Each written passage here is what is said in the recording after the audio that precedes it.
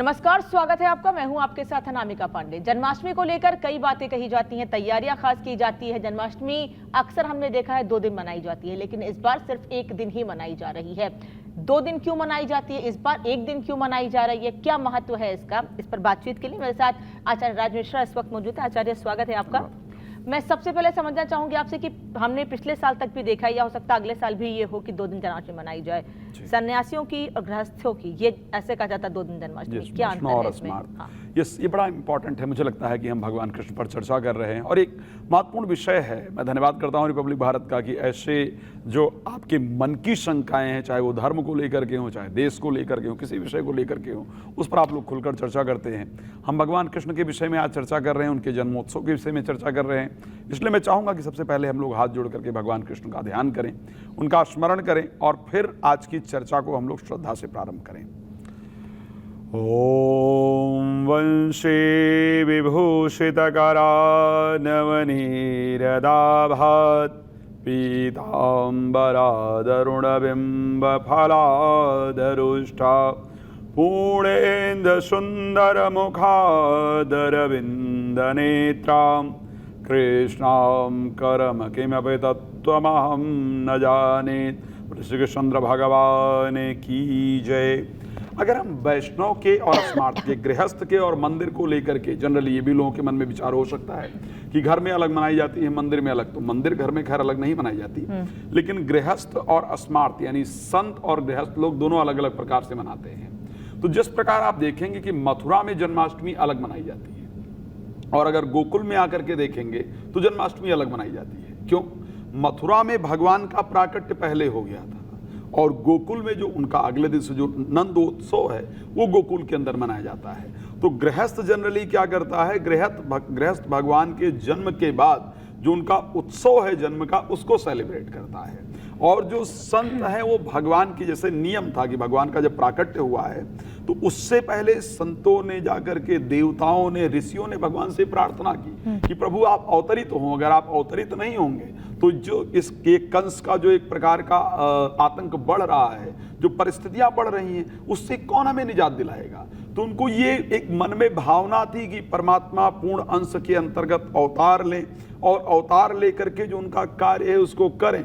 भागवत में तो यहाँ तक वर्णन है, 3 बार सत्य सत्य सत्य कह करके देवताओं ने भगवान को याद दिलाया कि कहीं ऐसा ना हो कि आपका जन्म हो और अपने मामा के प्रेम में आप भूल जाओ कि उन्होंने किया क्या है। तो इस कारण से उन्होंने जो सबसे पहले जाकर के प्रार्थना की, सबसे पहले आराधना की, तो उसी परंपरा को पालन करते हुए आज भी जो ऋषि हैं, जो संत है, वो पहले उसको आराधना भगवान की किया करते हैं, पहले से अपने व्रत को प्रारंभ कर देते हैं और गृहस्थ लोग जब भगवान का अवतार हो जाता है उसके बाद मनाते हैं। खैर इस बार ये डिफरेंस नहीं है, इस बार एक ही दिन वो दोनों, अष्टमी तिथि क्योंकि पहले प्रारंभ नहीं हो रही है, सेम डे अष्टमी भी है, रोहिणी नक्षत्र भी है, तो एक ही दिन इसको मनाया जाएगा। जी। भगवान कृष्ण से के जीवन से क्या सीखा जा सकता है? उनके जीवन से जुड़ी हुई कुछ कहानियां, कुछ बातें अगर बताएं हमें आप। कृष्ण के जीवन से मैं एक बड़ा सुंदर किस्सा है अगर मैं सुनाना चाहूँ। एक बार क्या हुआ कि भगवान कृष्ण के साथ सब सखा खेल रहे थे, सब लोग खेल रहे थे। एक कुत्ता आया, स्वान जिसको संस्कृत में कहा जाता है, वो आया और उसको देख करके बहुत बहुत बहुत कुरूप था। उसके खाल उधड़ी हुई थी, बाल उधड़े हुए थे, बहुत अजीब था देखने में। तो भगवान कृष्ण जो है वो बॉल लेने गए थे, गेंद क्रीड़ा जो कहा जाता है, वो खेल रहे थे। भगवान कृष्ण गए हुए थे तो लोगों ने, यार कितना गंदा कुत्ता है, देखने में कितना अजीब लग रहा है, भगाओ इसको, बहुत बेकार है, इसको देखने लायक नहीं है। तो किसी ने, श्री दामा एक उनके मित्र थे, तो उनसे पूछा कि तुम्हें कैसा लग रहा है ये कुत्ता? तो बोले कि कान्हा जो बताएगा मैं उसके अकॉर्डिंग अपनी डिसीजन दूंगा कि कैसा है। कान्हा से पूछते हैं। कृष्ण जी आए तो कृष्ण जी से पूछा कि ये बताओ कान्हा, ये कुत्ता कैसा लग रहा है तुम्हें? तो भगवान कृष्ण ने कहा कि इसके दांत बहुत सुंदर हैं, अगर इसको देखा जाए तो इसके दांत वास्तविकता में बहुत सुंदर हैं। मैंने इतने सुंदर दांत आज तक किसी कुत्ते के नहीं देखे। क्या दर्शाया उन्होंने कि व्यक्ति, इस संसार में क्या सीखना है कि प्रति व्यक्ति के अंदर कुछ न कुछ खूबी जरूर है ना। हो सकता है किसी व्यक्ति के अंदर लाख कमियां हो लेकिन कुछ अच्छाई जरूर होगी। तो भगवान ने उसकी त्वचा को नहीं देखा, भगवान ने उसके बाल उधड़े हुए हैं उसको नहीं देखा। भगवान ने कहा कि इतना सुंदर दांत मैंने अपने जीवन के अंतर्गत नहीं देखा। इसलिए शास्त्र कहता है कि किसी के अंतर्गत गुण प्रगटे अवगुणे दुरावा, अवगुण को भूल करके अपने गुण को याद करना चाहिए। ये एक बड़ा महत्वपूर्ण विषय है कि जब एक बात कहा जाता है कि जिससे आप प्रेम करते हैं उसकी आपको बुराई नजर नहीं आती, और है ना, जिससे प्रेम करते हैं उसकी बुराई नजर नहीं आती, और जिससे नफरत करते हैं उसकी अच्छाई नजर नहीं आती। अब क्या ये पॉसिबल है कि प्रेम कर जिससे आप कर रहे हैं उसके अंदर बुराई ना हो? ये कभी पॉसिबल नहीं है। जिससे आप नफरत करते हैं उसके अंदर अच्छाई ना हो, ये भी पॉसिबल नहीं है। लेकिन होता क्या है कि हमारी दृष्टि बदल जाती है। तो जब भी आपके मित्र से, आपके परिवार से, किससे आपकी लड़ाई हो, अब उस लड़ाई के समय हम उसने क्या क्या हमारे प्रति गलत किया है, हम उसको सोचना शुरू कर देते हैं। उस समय पर अगर हम ये सोचना शुरू कर दें कि इसने कभी अच्छा मेरे साथ क्या क्या किया था, ठीक है मेरी लड़ाई हो गई है, मेरी उससे बात करने की इच्छा नहीं है, लेकिन अगर मैं उस टाइम पर उसके बारे में अच्छा सोचना शुरू कर दूं तो डेफिनेटली मेरा जो विचार है वो बदल जाएगा, उसके अंदर पॉजिटिविटी जाएगी, मैं उसके अच्छाइयों को देखूंगा और मेरा रिश्ता बेहतर हो जाएगा। तो भगवान कृष्ण से अगर कुछ सीखना है, मुझे लगता है बहुत सारी ऐसी चीजें जो भगवान कृष्ण सीखने वाली हैं। ये तो एक बड़ी छोटी सी घटना है जिसके बारे में मैंने उदाहरण दिया, और शायद इसकी इस दुनिया में बहुत जरूरत है। भगवान कृष्ण से त्याग सीखने की आवश्यकता है। भगवान कृष्ण ने एक बार अपने जीवन में देखा, चाहे जितनी प्रिय चीज थी, लेकिन अगर उसको एक बार छोड़ा तो दोबारा उस चीज की तरफ देखा नहीं उन्होंने। जो नियम थे, जो वास्तविकता थी, उसके साथ कभी भगवान ने समझौता नहीं किया। ये भगवान कृष्ण का, अगर उन्होंने एक बार अपने घर से गए, एक बार गोकुल से मथुरा की तरफ गए तो फिर गए, उसके साथ समझौता नहीं किया।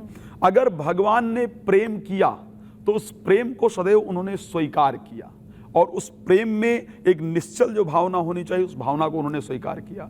भगवान की एक बड़ी और सुंदर रोचक घटना है। कई बार हम अपने नाम को प्राप्त करने के लिए बहुत कुछ हम सोचते हैं, इसके कारण मेरी बदनामी तो नहीं हो जाएगी, जबकि नियम ये होना चाहिए कि अगर किसी का लाभ हो रहा है उसके कारण मेरा थोड़ा नाम भी खराब हो तो उससे फर्क नहीं पड़ता है। रणछोड़ राय या रणछोड़ दास भगवान का सभी आप लोग नाम जानते हैं। क्या हुआ था, जरासंध के साथ युद्ध होता है, 17 बार जरासंध भगवान कृष्ण से हार जाता है।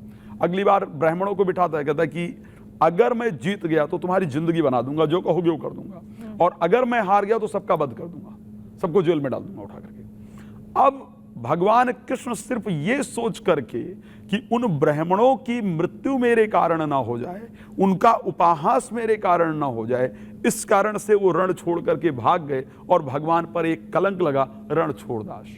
तो भगवान की इन सारी अगर क्रीड़ाओं को समझा जाए, अगर हम सीखने का प्रयास करें तो खैर भगवान से बहुत कुछ सीखा जा सकता है। लेकिन प्रॉब्लम क्या होती है, हम क्या सीखते हैं? उन्होंने 16,108 रानियां रखी हुई, हम 2-4 क्यों नहीं रख सकते, है ना? तो सीखते हम ये हैं। सच्चाई ये होती है कि शायद हम अवगुण को जल्दी स्वीकार करने का प्रयास करते हैं। वो 16,108 भी क्यों रखी हुई थी, वो शायद आप लोगों को कथा मालूम होगी कि एक दैत्य था जिसका भौमासुर नाम का एक दैत्य होता है, और उसने ये संकल्प किया था कि मैं 20,000 करीब या 1 लाख समथिंग उसकी एक संख्या डिसाइड किया था कि इतनी लड़कियों को किडनैप करके एक साथ विवाह करूंगा। सबको किडनैप करता जा रहा था। अब क्या हुआ कि जब ये पता चला भगवान कृष्ण को, तो रुक्मणी जी के साथ जाकर के उसका वध किया। वध करके उन लड़कियों को कहा कि आप लोग अपने अपने घर जा सकते हैं। जब वो अपने घर गई तो उनको कोई स्वीकार करने को तैयार ही नहीं था। ये एक परंपरा रही, शायद जनरली उस टाइम कोई स्वीकार ही नहीं करना चाहता था, उनका विवाह कहीं नहीं हो सकता था। तो उन कन्याओं ने कहा कि या तो हमें आप स्वीकार करें और या तो हम सुसाइड कर लें, आत्महत्या कर लें, हमारे पास और कोई जीने का रास्ता नहीं है। तो भगवान ने एक साथ उन सबको स्वीकार किया। तो वो परिस्थिति और भगवान से तो बहुत कुछ खैर सीखने की आवश्यकता है। जी, तो प्रभु के जीवन से आप कई चीजें सीख सकते हैं, लेकिन अच्छी चीजें सीखें, क्योंकि प्रभु का जीवन हमेशा से प्रेरणादायी रहा है और उनका अवतरण ही इसीलिए हुआ था कि आम मानुष इससे अच्छी चीजें सीख सके। और साथ ही जन्माष्टमी को लेकर कोई भी भ्रम या किसी तरह की कोई भी बात मन में आपके सवाल आप जरूर पूछ सकते हैं कमेंट करके। लेकिन साथ ही जन्माष्टमी इस बार 2 दिन नहीं, सिर्फ 1 दिन है। तो 26 तारीख को सोमवार को जन्माष्टमी मनाएं। आप सभी को जन्माष्टमी की हार्दिक शुभकामनाएं। बहुत बहुत धन्यवाद पंडित जुड़ने के लिए, समय देने के लिए।